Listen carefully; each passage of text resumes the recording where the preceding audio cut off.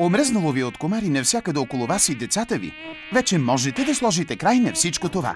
Лесен за употреба и изключително атрактивен KitoKlix е тук за вас, заедно с два сменяеми пълнители, за да ви осигури цялостна едномесечна защита. С KitoKlix можете да се сбогувате с комарите и мухите около вас.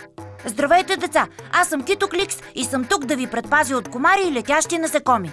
KitoKlix има естествен състав, приятна миризма и е идеален за цялото семейство. Без значение къде сте – в парка, на къмпинг, на морето или правите нещо друго навън, KitoKlix ще задържи комарите и мухите на разстояние от вас.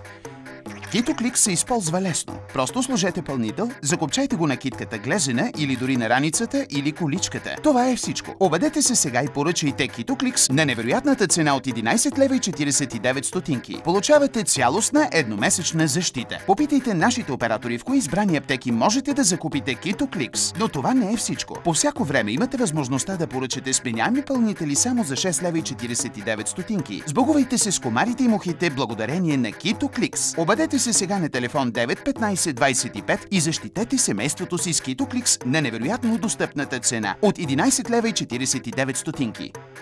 Лесен за употреба и изключително атрактивен KitoKlix е тук за вас, заедно с два сменяеми пълнители, за да ви осигури цялостна едномесечна защита. С KitoKlix можете да се сбогувате с комарите и мухите около вас. Обадете се сега и поръчайте KitoKlix на невероятната цена от 11 лева и 49 стотинки. Получавате цялостна едномесечна защита. Попитайте нашите оператори в кои избрани аптеки можете да закупите KitoKlix. Но това не е всичко. По всяко време имате възможността да поръчате сменяеми пълнители само за 6 лева и 49 стотинки. Сбогувайте се с комарите и мухите благодарение на KitoKlix. Обадете се сега на телефон 9 15 25 и защитете семейството си с KitoKlix на невероятно достъпната цена от 11 лева и 49 стотинки. Възползвайте се от това изключително предложение на Телестар Директ Маркетинг.